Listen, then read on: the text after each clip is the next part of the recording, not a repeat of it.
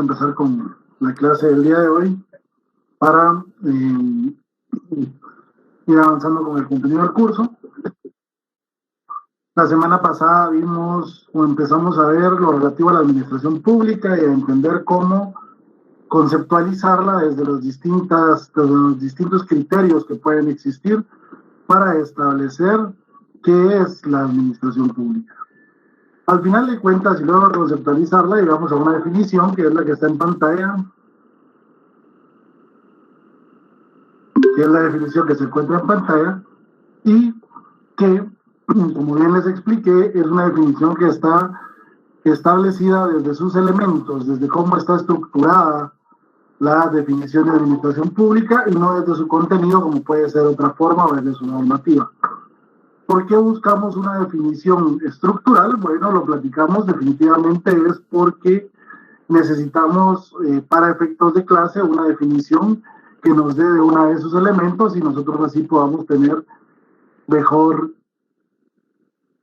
ayuda, digamos, al momento del estudio.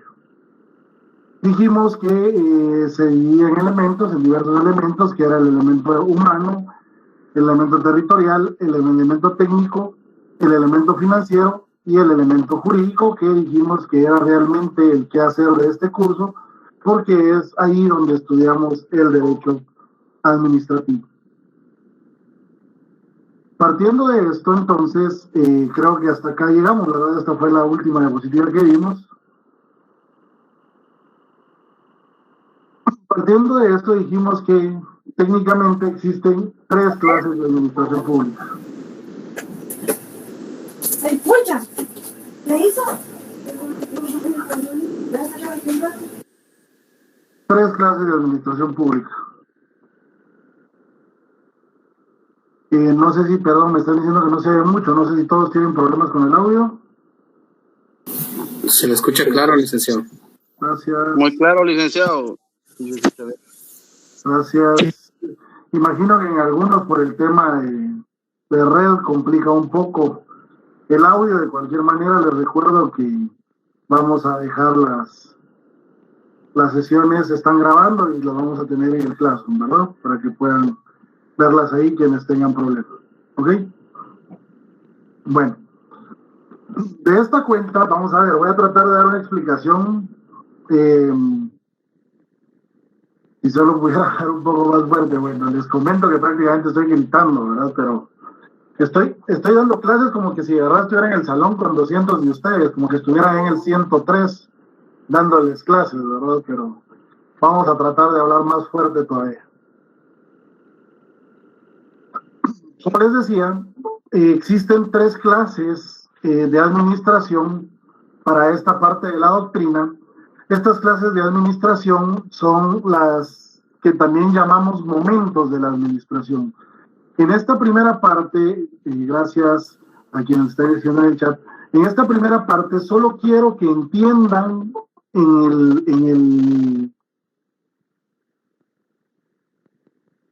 solo quiero que entiendan, todavía no hay Classroom, Soledad, yo les voy a trasladar en su momento el link en una de las clases, ¿ok? Bueno, en este momento quiero que entiendan que estas 3 clases de administración, ya les voy a explicar el control y todo eso, lo vamos a poder ver más adelante. En este momento lo que me interesa que sepamos es que estas 3 clases de administración van de la mano con estos 3 momentos de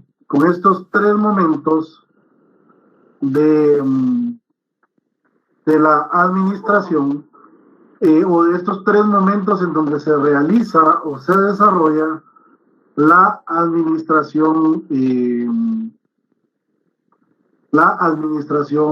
pública. En ese sentido, bueno, tratando de ampliar, eso tenemos que corregirlo, ¿cierto? Pero bueno.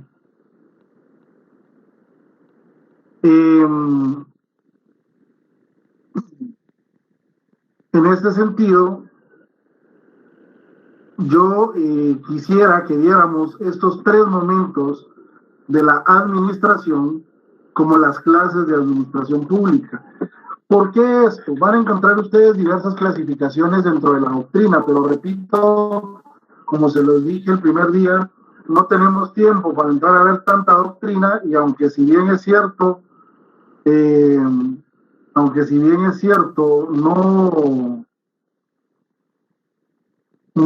sea, este es el momento para estudiar doctrina, también es cierto que no tenemos tanto tiempo como para entrar a ver tantas cosas. Entonces, vamos a ver los 3 momentos de la administración pública, y aquí es donde quiero que entiendan ustedes, a grandes rasgos, cómo es que se desarrolla la administración pública y cómo es que ustedes la deben trabajar y cómo la deben de ver desde el principio. La administración pública se divide en 3 clases, en 3 momentos: la administración de planificación, la administración ejecutiva y la administración de control. La administración de planificación es todo aquel momento previo que se desarrolla dentro de un proceso administrativo. Vamos a ver, todo el trabajo previo que usted va a desarrollar para llegar a un acto administrativo, a una actividad administrativa, a la prestación de un servicio público. Por ejemplo, la planificación es tan importante en la administración pública que no sé si ustedes han escuchado hablar del famoso POA, del famoso PAC, el Plan Operativo Anual, el Plan Anual de Compras, que tantas canas verdes nos hagan a la administración pública, pero que existe por una simple y sencilla razón. En la administración pública usted no puede ejecutar, usted no puede hacer nada que no haya sido planificado. Ojo que les estoy explicando la doctrina, ¿sí? Ya ustedes me van a empezar a salir con ejemplos de los errores que pasan en la vida y todo eso, y está bien, los podemos estudiar en clase si alguien trae un ejemplo de esos. Pero todo en la administración pública debe ser planificado. Todo debe ser planificado. ¿Por qué razón? Vean ustedes, el presupuesto de egresos e ingresos del Estado 2022, de conformidad con la Constitución Política de la República, para que dé tiempo y para que se pueda aplicar bien, debe de ser aprobado por el Congreso de la República a más tardar en la última sesión del segundo periodo ordinario del año anterior. Eso significa que el presupuesto anual de ingresos y egresos del Estado tiene que ser aprobado a más tardar el 30 de noviembre, ¿sí? A las 11:59 de la noche. Y se oye exagerado, pero ya van a ver ustedes cómo cada año llegamos al 30 de noviembre esperando a ver si logran aprobar en tercera lectura y sancionar en último momento el presupuesto anual de ingresos y egresos del Estado. Bueno, no voy a entrar a explicar técnicamente cómo se arma un presupuesto, porque, repito, ahora los que hacen eso saben lo complicado que es. Pero solo para que ustedes imaginen, el decreto de presupuesto de ingresos y egresos del Estado es relativamente sencillo, dice tantos millones para este, tantos millones para aquel, tiene autorizado gastarse tanto, tiene autorizado percibir tanto, me explico, es marco. Pero para poder hacer ese marco, el Congreso tuvo que haberlo discutido en sus comisiones legislativas. Y la Constitución establece que el Ministerio de Finanzas debe trasladar al Congreso de la República con 4 meses de anticipación a la fecha límite para la aprobación ese proyecto. O sea que prácticamente tienen al 1 de septiembre para presentar el proyecto de presupuesto 2022. Al 1 de septiembre, o sea que ya estamos a un mes de que se presente o de la fecha límite para presentar el presupuesto. Bueno, eso quiere decir que Finanzas le requiere a las entidades del Estado que hayan aprobado su anteproyecto de presupuesto de ingresos y egresos del Estado. Por lo menos lo pide, este año lo pidió al 15 de julio. ¿Sí? Ya más adelante les contaré dónde estoy yo. Nosotros lo aprobamos como buenos chapines el 15 de julio a las 12:30 del día. ¿Por qué? Porque a las 3 cierran en Finanzas, de rato había que llegar todavía corriendo a entregarlo. Bueno, está bien, entonces al 15 de julio. Sí, pero para que se aprobara en el órgano superior, términos que ya vamos a estudiar en el camino, para que el órgano superior de la institución donde estoy lo aprobara, tuvo que haber pasado primero por todo el estudio técnico. Es decir, para no llegar tan lejos, que el presupuesto de ingresos y egresos de la institución donde laboro estaba hecho al más o menos 30 de mayo. O sea que para el 30 de mayo usted está trabajando y ejecutando lo de este año, pero usted tiene que tener planificado lo del otro año. ¿Ok? ¿Qué le pasa a los alcaldes? Los alcaldes toman posesión el 15 de enero, cada 4 años, pero entran con un presupuesto que no es el de ellos. Segeplan tiene una función específica en la distribución de obras que también lo vamos a estudiar un poquito más adelante, específicamente en Administrativo 2, para quien me estudia ahí Segeplan. Segeplan hace mucha función de eso, pero aquí les voy a explicar la diferencia entre uno y otro. Cuando los alcaldes toman posesión el 15 de enero, quieren hacer 1.000.000 de cosas y quieren cumplir con aquel montón de promesas de campañas que tienen. Pero resulta que el presupuesto fue trabajado en mayo anterior, cuando el alcalde seguramente estaba en campaña para la reelección. Y si es el mismo el que queda, pues no hay problema. Pero si es otro que quedó, va a tener un presupuesto apegado a lo que aquel quería hacer y no a lo que este alcalde quiere hacer. ¿Me explico? Entonces la planificación es muy importante. Y para hacer la planificación, yo solo leo el presupuesto. Para hacer el presupuesto tiene que estar respaldado por el POA, el Plan Operativo Anual. Si usted quiere a fuerza hacer una actividad y pagarla, tiene que tenerla respaldada en el Plan Operativo Anual, en el POA. Por ejemplo, atender a 280 estudiantes de Derecho Administrativo 1 en esta sección. Bueno, para atender a esos 280, entonces yo presupuesto, ¿sí? ¿Me explico? Mi POA es que voy a atender a 280 estudiantes en Administrativo 1. Mi presupuesto será que voy a gastar en una licencia $20 mensuales por un año, $240. ¿Me explico? Y más o menos así es el presupuesto, en un ejemplo muy burdo y muy sencillo. Pero prácticamente usted empezó a planificar al inicio del año anterior. La planificación es muy importante. Si usted no lo tiene planificado, no lo puede hacer. ¿Ok? Entonces, la administración de planificación, este momento, es fundamental. Aparte, si me voy a lo técnico y todo eso, una obra mal planificada no sale. Ejemplo, el libramiento de Chimaltenango, ¿verdad? Que se cae a cada rato. Bueno, no, el libramiento no se cae, ¿verdad? Se cae el cerro que está a un lado. Y se va a seguir cayendo, ¿sí? Porque no hay planificación previa, no hay estudio de suelos, no hay estudios de impacto, y la vibración, todo ese tipo de cosas que los ingenieros saben más que nosotros. ¿Ok? Pero lo que voy es planificación, planificación y planificación.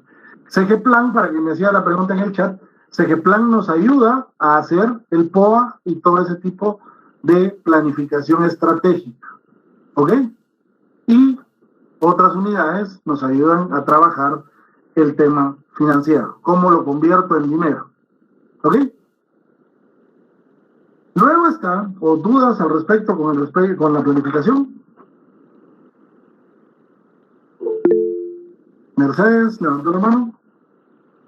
Buenas tardes, licenciado. Perdone con el ejemplo que usted mencionaba de los alcaldes. Entonces, supongamos que este año ingresó un alcalde nuevo.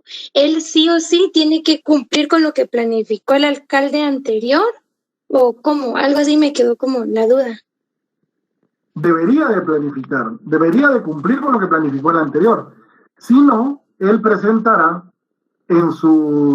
para el segundo cuatrimestre las modificaciones que pueda presentar, la calificación y el análisis del cumplimiento del plan operativo y del cumplimiento presupuestario es cada 4 meses, es cuatrimestral.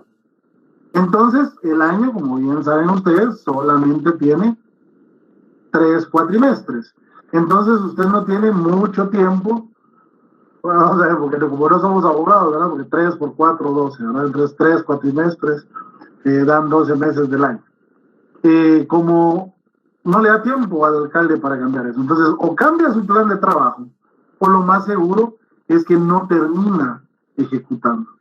¿Qué es lo que normalmente se da? Bueno, que los alcaldes en su primer año tienen muy baja ejecución, algo que es muy bueno para el Ejecutivo porque más dinero para jalar. Y en años donde ya están más cerca de las elecciones, ellos tienen más alcance de ejecución, más nivel de ejecución, pero es por esa circunstancia de que hasta ahí ellos van planificando. ¿Me explico? Pero tendría que cumplir con lo que está planificado. Muy bien, gracias, licenciado. Bueno. Licenciado, muy buenas tardes. Buenas tardes, Marvin, y después Sandra. Bien, Marvin. Solo también agregando una situación ahí con relación a lo no solo lo planificado, sino que también las deudas que se dejan pendientes las arrastra al nuevo presupuesto, por decirle así como le está preguntando la compañera, que si él planifica, el alcalde que sale y deja planificado un presupuesto, de igual manera va a tener deudas con proveedores o con lo que tenga, ¿verdad? El siguiente alcalde que entra, como es diferente y gana, él arrastra también las deudas que dejó el alcalde. Entonces, en el presupuesto que a él le entregan, no le entregan completamente lo que tiene asignado, sino que le entregan menos las deudas. Exactamente. Todo eso va dentro de la planificación, ¿verdad? Ya estudiaremos un poco todo eso y ahí veremos cómo, digamos, hasta cuánto se puede endeudar un municipio y todo ese tipo de cosas. Eso lo vamos a ir viendo en el transcurso, no solo de Administrativo 1, sino también de Administrativo 2, ¿ok? Pero sí, es parte de todo lo previo antes de llegar al momento de ejecución. Por eso es que la ejecución es muy complicada. Por eso es que muchas veces nos decimos, ¿por qué no han hecho? Bueno, pues no estaba planificado, porque no hay respaldo técnico para hacerlo, porque aparte yo solo hablé de lo financiero, pero no hablé de todo lo técnico que significa poder desarrollar una obra. Sandra, ¿me había pedido la palabra? Sí, buenas tardes, licenciado y compañeros. Yo tengo una duda aquí, Enrique, porque es cierto lo que usted está diciendo, la planificación en sus diferentes presentaciones de los tres, ¿verdad? ¿Qué pasa cuando sobra dinero? Porque no le ejecutan bien. Eso pasó hace como 3 años, 4 años atrás con la Secretaría de Bienestar Social. Sobraron como 60 millones o cierta cantidad. La necesidad de los centros es grande, ¿verdad? Incluyendo los sueldos que están pendientes de un bono que se les había ofrecido al personal. ¿Cómo puede justificar el secretario o la secretaria que ese dinero no tendría que ir a un fondo común, sino que tendría que ser como una reserva para el siguiente año? Como dijo usted bien, las personas que planificaron a veces no hacen a un 100% la planificación. Hay veces que el dinero es escaso y hay otros que no es que sea escaso, sino que no lo saben administrar prácticamente. Bueno, miren, esa es otra cosa, vamos a verlo también un poco más adelante, pero es relativo a la distribución de los fondos. El tema es, si es una entidad centralizada, que eso lo vamos a ver más adelante, pero básicamente los ministerios y las secretarías pertenecen al organismo ejecutivo. Entonces, el Ministerio de Finanzas puede tomar ese dinero se va al fondo común, puede tomar ese dinero y todavía repartirlo en los últimos meses del año a aquellos lugares donde hay planificación, pero no hay dinero. No sé si me explico. En algunos lugares, como no se alcanzó a ejecutar sobró dinero. En otros lugares nos falta dinero para ejecutar. O, por ejemplo, yo programé, qué sé yo, la entrega de 20 millones de raciones alimenticias a los niños. ¿Sí? Pero cuando se hizo la planificación, el Ministerio de Finanzas me dijo, mire, no alcanza para 20 millones, alcanza para 15 millones. Y luego viene el Congreso y me pone presupuesto solo para 12 millones de raciones. Yo ya voy bajo 8 millones. Entonces, si otro no está ejecutando, el Ministerio de Finanzas puede tomar el dinero y trasladárselo a quien sí lo necesita ejecutar porque ya había planificado y está demostrando que está cumpliendo. En el ministerio o en el ejecutivo, en las entidades centralizadas, todo se va al fondo común. Y el dinero, sí, por decirlo así, lo pierde la secretaría, en el sentido de, si no se lo gastó, pues entonces se lo paso a otra unidad que pueda gastárselo. Pero eso es un tercer nivel. Eso está ya en la administración de control. ¿Ok? Que ya se los voy a explicar un poquito más adelante. ¿Ok? Pero en las descentralizadas y en las autónomas, ellos sí tienen sus cuentas propias y ellos sí tienen sus cuentas propias, entonces si no se lo gastan este año, se va al fondo, pero al fondo propio, y lo puede ejecutar el año siguiente. ¿Ok?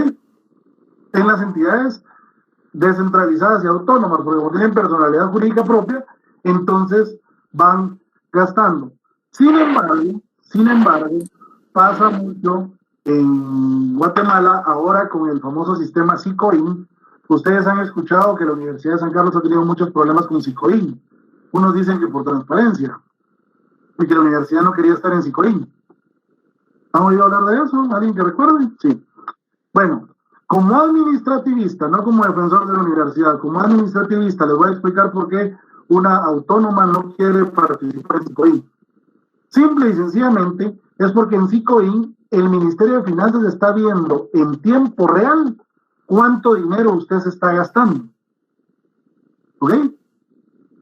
Si usted va bajo en ejecución, simple y sencillamente el Ministerio de Finanzas no le va inyectando más dinero porque él sabe que usted tiene dinero. ¿Me explico? Y entonces la Universidad de San Carlos, desde que entró a SICOIN, más o menos al año, el Ministerio de Finanzas deja de inyectarle entre los últimos años fueron entre 150 y 250 millones de quetzales, que ya no se los pasaba, porque como la universidad iba baja en ejecución, ¿sí? Y ellos estaban viendo en tiempo real, no podían, ya no les pasaban dinero, y listo. ¿Me explico? Eso es lo que hace SICOIN, eso es lo que hace el Ministerio de Finanzas a través de SICOIN. Ir controlando cuánto van gastando para ver cuánto les doy, y así que no guarden dinero ellos y el dinero pueda ser distribuido entre las entidades del Ejecutivo Central. Licenciado, buenas tardes. Perdón, sí, Madeleine, incluso que me decía del Fondo de Emergencia de Sanidad, sí, que lo que sobraba en teoría iba para la compra de las vacunas, ¿verdad? No sé quién me iba a hablar, José. Licenciado, buenas tardes y compañeros. Tengo una pregunta. Por ejemplo, el ministerio que usted estaba mencionando ahorita controla la ejecución de la planificación ya presentada anteriormente. ¿Hay algún otro ministerio que vele para que esa planificación se lleve a cabo? No, quien verifica eso es la entidad fiscalizadora, que es la Contraloría General de Cuentas. ¿Ok? Finanzas lo va haciendo, pero no porque tenga la obligación de control. Finanzas lo va haciendo para ver a quién le quito, o a quién le dejo de dar dinero y a quién se lo paso. ¿Me explico? Porque Finanzas es el que tiene que administrar la hacienda pública y tiene que ver que todas las unidades vayan cumpliendo. Ojo, la planificación no siempre se va a cumplir por errores en la planificación. Por decirles algo, usted levanta un proceso de licitación. Levantar un proceso de licitación con todos los permisos y con todo lo que usted necesita. Ejemplo, un tema que está de moda en la facultad, el tema del bufete popular, la reconstrucción del bufete popular. ¿Sí? Más o menos está estimado que esa obra cuesta, para dejarlo nítido, más o menos unos 4,5 millones de quetzales. Bueno, el tema es que, más o menos, solo para que le autorice a usted la licencia de construcción en la municipalidad, usted necesita dictamen de centro histórico, dictamen de ordenamiento territorial, dictamen de empagua, dentro de la municipalidad, del Ministerio de Salud, del Ministerio de Ambiente, de Aeronáutica Civil, por muy gracioso que se oiga, de Aeronáutica Civil. ¿Sí? Solo llevo 6 dictámenes. Ministerio de Comunicaciones, ¿sí? Para poder iniciar la planificación de la obra. Si usted no tiene todo, Conred, perdón, no se falta Conred. Si usted no tiene todos esos dictámenes, usted no puede iniciar la planificación de la obra. Y si usted no puede iniciar la planificación de la obra, no puede presupuestar dinero. ¿Me explico? Cultura y deportes también. Cultura y deportes. Del edificio de Santo Domingo. El IDAE, ajá, lo que está en Santo Domingo, el IDAE, tiene toda la razón. Por eso le digo, o sea, solo ahí mencionamos 9 dictámenes para poder iniciar la planificación de la obra. ¿Me explico? O sea, eso es solo para poder saber que usted podría gastar ahí, porque si usted compromete el dinero para eso y no lo ejecuta, cometió un error. Alfredo, creo que tiene la palabra.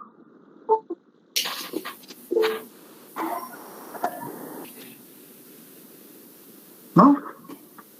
Bien. Disculpe. ¿Sí, Alfredo? Solo de encender el micrófono, por favor, Alfredo. ¿O no va a pedir uno? Perdón, Lick, no, fue un error, disculpe. Ah, bien, no pasa nada. Bien, entonces la planificación es muy complicada, muy compleja y muy importante. ¿Ok? No solo técnicamente, por lo que les digo, ¿verdad? Caso de libramiento de Chimaltenango. Ahí deslaves van a haber siempre, porque la carretera así es. O sea, usted cuando va para Quetzaltenango, la carretera occidente siempre hay deslaves. Pero lo que pasa es que acá no se dejó nada de mitigación. Entonces fue mala planificación. La administración de planificación es muy importante. Este momento en la planificación es muy importante. El segundo momento es el de la decisión política o la administración ejecutiva. Aquí es cuando la entidad toma la decisión. Yo hablé de fondos, pero puede ser de otras cosas. Por ejemplo, en San Miguel Petapa, la misma Universidad de San Carlos como entidad descentralizada, como entidad autónoma, decidieron prohibir la utilización de materiales desechables de un único uso, se llaman. Ahí estamos hablando de todas aquellas cosas que usted usa por una vez y las tira. Bolsas plásticas, botellas plásticas, platos de vapor, que no sean biodegradables. Toda la parte de planificación es cuando se preparan los dictámenes, todos los permisos y todo lo que hay que hacer para eso. La administración ejecutiva es cuando se toma la decisión. El acto administrativo concreto, ya vamos a hablar de acto administrativo, pero el acto administrativo concreto de decidir, bueno, a partir de ahora ya no se puede utilizar. En la administración financiera, en lo que hablábamos anteriormente, es el momento en el que usted se gasta el dinero, por decirlo así. En el momento en el que usted se gasta el dinero, en el momento en el que usted manda a comprar lo que va a comprar, en el momento en el que usted manda a construir lo que va a construir.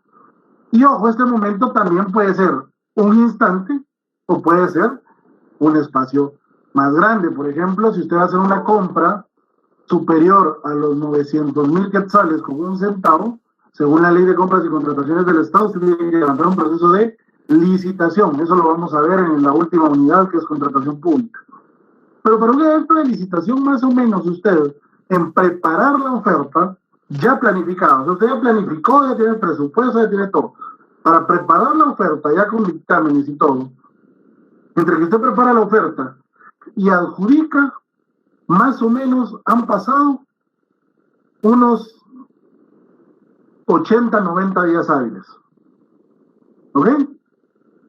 Luego de eso, en lo que se firma el contrato y se empieza a ejecutar y todo, cualquier cantidad de tiempo. ¿Ok? Muchas de las licitaciones que hoy está publicando el organismo ejecutivo, lo más seguro es que ya no van a dar tiempo de llegar, de ejecutarse antes de que termine el año. Encima de todo, que no se adjudique el evento, tiene que volver a empezar de cero. ¿Sí? Entonces, esta parte de la ejecución es también muy complicada, porque esa es la que tiene que ir perfecto. Aquí es donde se cumple lo que se planificó. ¿Ok? Y la tercera etapa o el tercer momento o la tercera clase es la administración de control. La administración de control puede ser todas aquellas formas en donde la administración pública realiza control. Eso ya lo vamos a estudiar también un poquito más adelante. Esto es solo como para que veamos el panorama. Pero esta administración de control es la que se refiere a, desde el control que hace el jefe verificando que lleguen temprano sus trabajadores, desde el control que hace el supervisor cuando verifica que lo que usted está haciendo, que lo que usted está trabajando está bien hecho, desde el control que hace la unidad de auditoría o la unidad de control interno, cualquiera que sea, desde recursos humanos o de cualquier unidad dentro de la entidad, pero también está el control de oficio, que es el que realiza la Contraloría General de Cuentas, que llega a hacerle auditorías técnicas, informáticas, auditorías de procesos, llega a hacerle auditorías a las financieras, obviamente, que son las más famosas, y todo lo que sucede, y también a petición, que son los famosos recursos administrativos que ya los vamos a conocer. Es decir, la administración de control es todo ese último momento en donde verificamos que efectivamente la ejecución y la planificación estuvieron bien hechas. ¿Dudas? Buenas noches, licenciado. Buenas noches, licenciado. Mire, una consulta. La Contraloría General de Cuentas también controla a los empleados, por ejemplo, si están en sus lugares, e ir a verificar personalmente y que la persona firme si está en su lugar o no. Me refiero a contratos, a los contratos, no 011 ni planilla, sino contratos directamente. La Contraloría General de Cuentas normalmente verifica, hace un control posterior. ¿A qué me refiero con control posterior? Bueno, me refiero a que va a realizar o sea, ¿cómo le explico? El control interno es obligación de la entidad, ¿sí? Muy bien. No de la Contraloría. Sí, porque es un ente fiscal, ¿verdad? ¿Perdón? Es un ente fiscalizador. Exacto, como ente. Pero fíjese que a nosotros, los que somos por contratos, como que nos amenazan diciendo que la Contraloría General de Cuentas va a verificar si está la persona ahí o no. Ahí es donde se lo voy a explicar ahorita. Ah, muy bien, gracias. La Contraloría General de Cuentas lo que va a llegar a verificar es que la entidad, ¿sí? La entidad vaya a o cumpla con sus obligaciones. No sé si me explico. La entidad, o sea, la Contraloría no se va a preocupar porque usted faltó o no faltó. La Contraloría se va a preocupar porque si usted faltó, la entidad tuvo que haberla sancionado. ¿Me explico? Ah, muy bien. Sí. No, entonces la sanciona usted por haber faltado y sanciona a la entidad por no haberla sancionado. No sé si me explico. Porque la Contraloría ya llega a revisar todo. Hay un caso, es difícil, siempre cuesta no usar ejemplos personales. Uno debiese tratar de tercerizar los ejemplos, pero digamos, hay un momento donde yo llego a trabajar como mandatario de la universidad encargado de cobros y me trasladan un proceso que había hecho la Contraloría General de Cuentas, en donde llegó y revisó las hojas de asistencia durante los últimos 4 años, que es lo más que podía fiscalizar, de todas las unidades de la Universidad de San Carlos. Y le pusieron sanción a todo el mundo. Cuando les digo a todo el mundo, es a todo el mundo. Si un profesor no pasaba firmando la salida, sancionado con medio día de salario, y así sancionados cientos de trabajadores en la universidad. Entonces, a mí me dieron la bonita tarea de cobrarles a esos trabajadores y que le pagaran a la universidad, porque la universidad lo que hizo fue pagar ellos las sanciones a la Contraloría. Entonces, imagínense lo complicado con los compañeros trabajadores andarles cobrando por eso. Pero había de todo, desde compañeros que no habían firmado, compañeros profesores que no firman asistencia nunca, ¿sí? Y la Contraloría, a pesar de que sí dieron clases, les requería el semestre completo de salario, hasta compañeros que un día habían llegado tarde y tenían 17 quetzales de multa, por decirles algo. Pero sí, la Contraloría puede hacer ese control. La gran diferencia, no lo voy a contestar esta pregunta, fue Estela, me pregunta cuál es la diferencia entre controlar y fiscalizar. Controlar es de todo tipo, técnico, o sea, controlar es un jefe que va a verificar, controlar es cuando yo voy a ver que el producto esté bien hecho, me explico, todas las formas de control. Fiscalizar es cuando voy a verificar el gasto del dinero, ¿ok? Fiscalizar va de la mano con el dinero. Marvin, creo que me había pedido la palabra. Sí, licenciado, tal vez a lo que se refería la compañera Ligia, que en muchas ocasiones a las personas que trabajan por contrato, no es de que las amenacen, ¿verdad?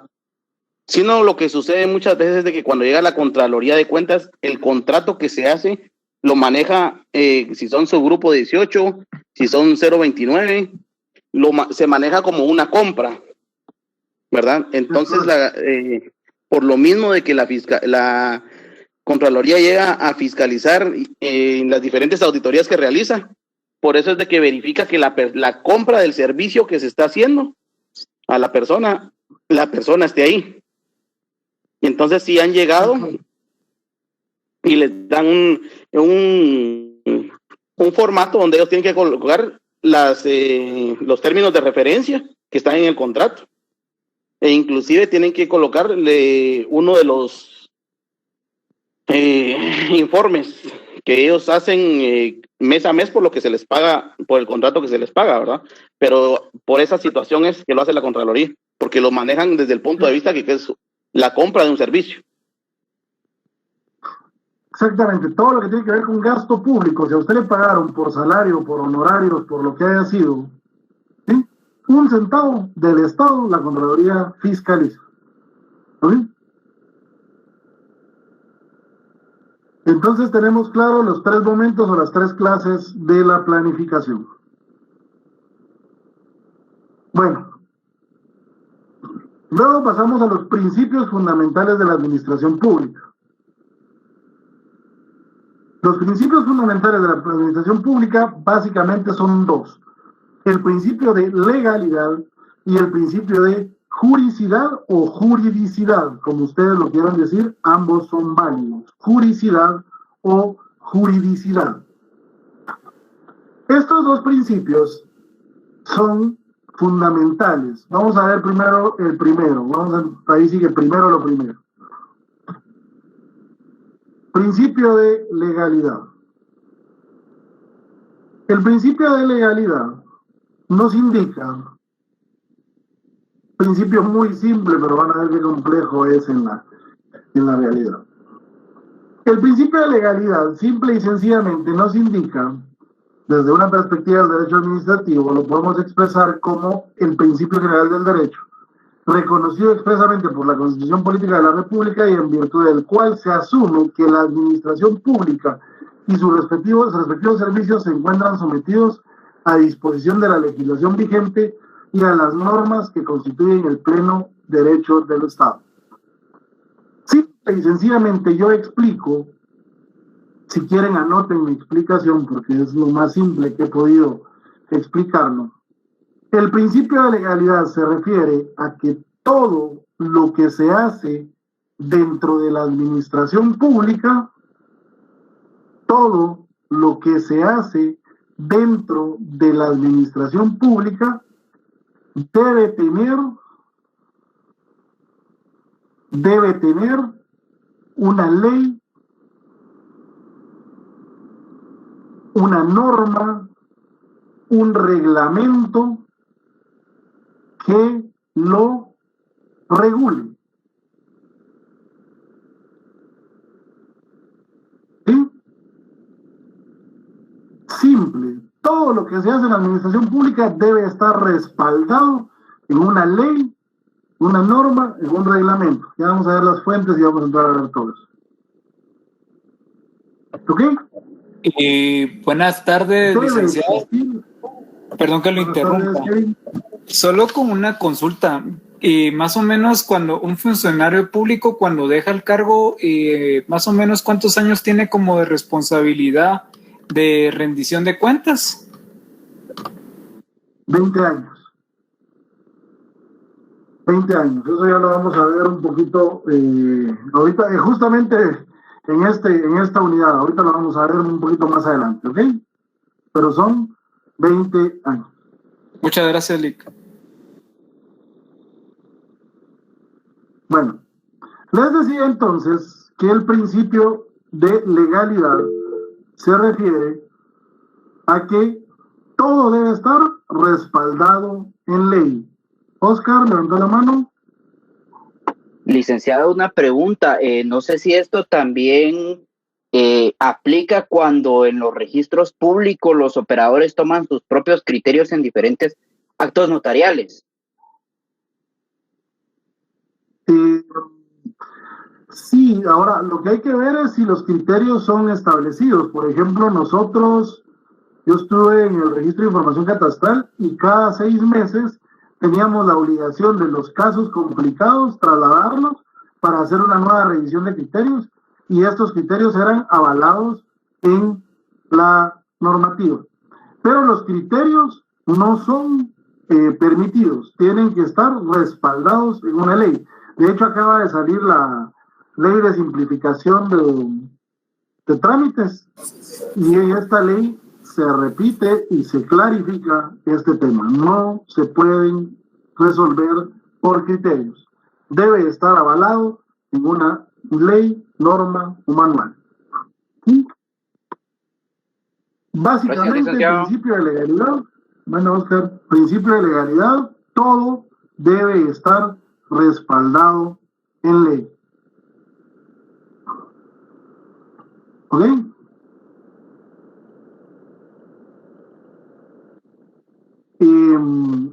Y luego tenemos el principio de juridicidad. Principio de legalidad, todo debe estar respaldado en ley. Si ustedes se recuerdan, en penal no hay proceso ni pena sin ley anterior. ¿Sí? En administrativo no hay nada. En la función administrativa, el funcionario público no puede hacer nada si no está respaldado en una ley. ¿Ok? Y luego tenemos el principio de juridicidad. El principio de juridicidad es aquel que establece la necesidad de apegarse no solo a la legalidad en la solución a un caso concreto, sino a los principios jurídicos en el más amplio sentido, utilizando además de la norma, la doctrina, los principios generales del derecho, etc. Y es obvio que la administración pública, a través del órgano administrativo, debe actuar apegada a este principio junto a la legalidad para alcanzar debidamente sus fines. ¿Alguien tiene a la mano su constitución? Que por favor me lea el artículo 5 constitucional. Buenas tardes, licenciado. Si gusta, se lo leo yo. Gracias. Libertad de acción. Toda persona tiene derecho a hacer lo que la ley no prohíbe. No está obligada a acatar órdenes que no estén basadas en ley y emitidas conforme a ella. Tampoco podrá ser perseguida ni molestada por sus opiniones o por actos que no impliquen infracción a la misma. Gracias. El principio de juridicidad, pongan atención, para el individuo común es el que nos acaba de leer la compañera. Para el ciudadano común, usted puede hacer todo aquello que la ley no le prohíbe. Si no está prohibido, lo puedo hacer. ¿Me explico? Si no está prohibido, lo puedo hacer. Si está prohibido, no lo puedo hacer. Ese es el individuo común. ¿Me explico? Si no está prohibido, lo puedo hacer. Ahora bien, el funcionario público es distinto. O sea, si yo actúo como individuo, y ahí es donde complica, por ejemplo, cómo calificar el famoso tema de la campaña anticipada o cosas por el estilo con un alcalde, por ejemplo, aquel alcalde de aquel municipio pegado a la capital, que ustedes ya saben a quién me refiero, que dentro de su actividad como ser humano normal abre una barbería para salir en todos los medios. Esto lo puede hacer porque está haciendo como persona, pero no lo puede hacer como alcalde. ¿Me explico? La gran diferencia, el saber cuándo estoy actuando como persona y cuándo estoy actuando como funcionario público. El artículo 154 constitucional establece función pública, oigan esto, sujeción a la ley, Los funcionarios son depositarios de la autoridad, responsables legalmente por su conducta oficial, sujetos a la ley y jamás superior a ella. Los funcionarios y empleados públicos están al servicio del Estado y no de partido político alguno. La función pública no es delegable, excepto en los casos señalados por la ley, y no podrá ejercerse sin prestar previo juramento de fidelidad a la Constitución. 154, constitucional. 155, responsabilidad por infracción de la ley. Cuando un dignatario, funcionario o trabajador del Estado en el ejercicio del cargo infrinja la ley en perjuicio de particulares, el Estado o la institución estatal a quien sirva, será solidariamente responsable por los daños y perjuicios que causaron. La responsabilidad civil de los funcionarios y empleados públicos podrá reducirse mientras no se hubiera consumado la prescripción, cuyo término es de 20 años.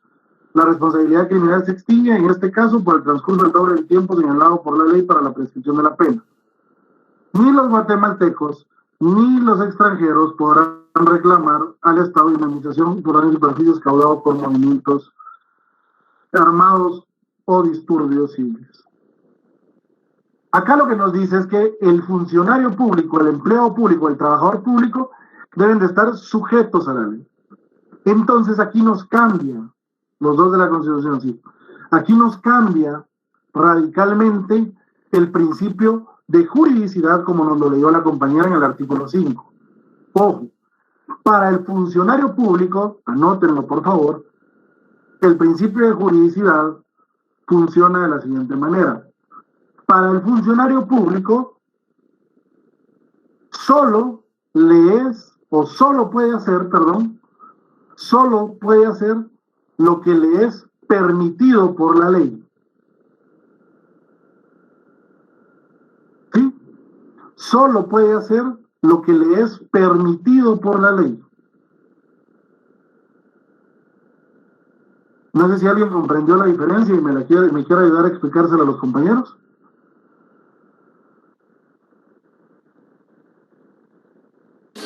Que nosotros podemos hacer como individuos comunes todo lo que la ley no nos prohíba, y el funcionario público está establecido qué es lo que él puede hacer según su jurisdicción, así lo entiendo. O sea, la ley establece qué es lo que él puede hacer.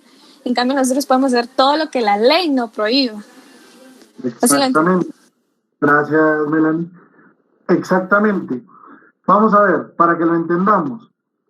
Si una ley no expresa claramente que yo puedo hacer algo, no lo hago. ¿Sí? Lo tengo prohibido como funcionario público. ¿Me explico? Mientras que si una ley no me dice que lo puedo hacer, pero tampoco me lo dice que está prohibido, como persona individual sí lo puedo hacer. ¿Me explico? Tiene que estar en una ley para que yo lo pueda hacer. Y ustedes me dicen, está muy igual o muy cercano a la legalidad. Por eso es que van de la mano, es que va uno a la par del otro. Simple y sencillamente, yo no puedo hacer lo que la ley no me permite. Un caso rapidito se los explico para terminar el tema de hoy. El presidente Otto Pérez Molina, el presidente de la República no puede donar bienes del Estado. ¿Por qué no puede donar bienes del Estado? Bueno, simple y sencillamente porque la Constitución establece que es el Ministerio de Finanzas Públicas quien resguarda la hacienda pública. Pero en ningún artículo de la Constitución ni en ninguna ley dice quién puede autorizar donaciones del Estado como ejecutivo hacia particulares o hacia cualquiera. Sí, no lo dice. Como no lo dice, el general Otto Pérez Molina creyó que entonces podía donarle el campo del Ejército y parte del campo Marte a el Instituto de Previsión Militar, y el Instituto de Previsión Militar ya se lo había dado en alquiler a Punteca, y ahí iban a construir un centro comercial y el estadio del Ejército lo administró Punteca. Eso obviamente va al Ministerio Público y se inician los procesos por los delitos cometidos. Ese acto es nulo. ¿Por qué? Porque no había ninguna ley que se lo permitiera, tampoco se lo prohibía ninguna, pero no había ninguna que se lo permitiera, y Otto Pérez Molina también está enfrentando el proceso por eso, igual que todos aquellos funcionarios que le dijeron sí a su barrabasada y lo estaban apoyando. ¿Me explico? La ley no se lo prohibía, pero tampoco había una ley que se lo permitiera. Entonces, no lo podía hacer. Kevin. Licenciado, siguiendo como que el ejemplo que dio, podría aplicarse, bueno, usted me corregirá si es correcto, por ejemplo, lo del parque de la industria, que supuestamente los empresarios están cobrando como que una renta al gobierno para poder estar en funcionamiento el hospital como tal. Y segundo, también podría ser el ejemplo de lo que hizo el presidente con el caso de la creación de centro de gobierno, que al final viene siendo como una usurpación de las funciones del vicepresidente. No sé si estoy correcto con eso. Bueno, en el primer caso que usted menciona, el tema es que Coperex, creo que se llama, es una empresa mixta. Capital del Estado y capital privado. Ahí es donde da la duda. Puede o no puede, pero vamos a ver las empresas de capital mixto seguramente unas 4 o 5 clases más adelante. Entonces, si quiere esa pregunta, la respondemos juntos cuando ya todos entendamos este tipo de empresas, ¿ok? Y con respecto a lo del centro de gobierno, es justamente lo que hace el presidente, ¿verdad? Al darse cuenta, inmediatamente elimina el centro de gobierno y mejor cada quien por su lado, antes de que se vea que si había duplicidad de funciones, se cometía un error. Y aquí regreso a una diapositiva y ahí es donde les explico qué es lo que pasa, justo como usted lo decía, cuando nosotros violamos estos dos principios de legalidad judicial. O abusamos del poder, o sea, hacemos más de lo que podemos hacer, ¿sí? Por ejemplo, crear el centro de gobierno cuando no tenía facultades para crearlo. Por ejemplo, donar el campo Marte y el estadio del Ejército cuando no lo podía regalar. ¿Me explico? Eso es abuso de poder. Y desviación de poder es cuando uso el poder que tengo para cosas que no son para lo que debo hacerlo, ¿verdad? Por ejemplo, aquel famoso presidente, Oscar Berger, ¿verdad? Que asfalta una carretera allá en Jutiapa, directa, llega exactamente a la entrada de la finca de su abuela, donde él se crió y donde él tiene criadero de cerdos y son los famosos chicharrones que ustedes se comen en todas las calles de esta ciudad y que andan, que hay ahora por todos lados, ¿verdad? Eso es desviación de poder. No hizo nada fuera de la ley. Autorizó una carretera que no sería, pero justamente llegaba a su casa. El caso de Chimaltenango, ¿verdad? Que va directamente al hotel y spa de una persona en específico. Eso es desviación de poder. Y abuso de poder es cuando me salgo del poder que tengo, abuso de él para hacer cosas fuera de la ley. ¿Dudas?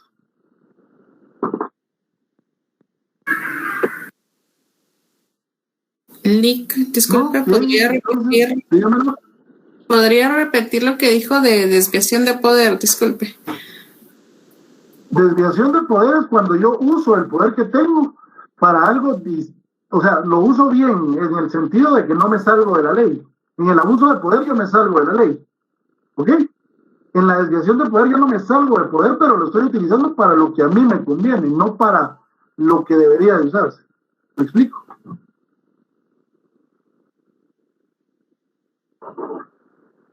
¿Alguna otra duda? Bien, si no hay dudas, por razón de tiempo, llegamos hasta acá y continuamos la próxima clase el día miércoles. Feliz tarde. Muchas gracias, Lick. Buenas noches. Buenas noches, licenciado. Gracias, licenciado. Buenas noches, licenciado.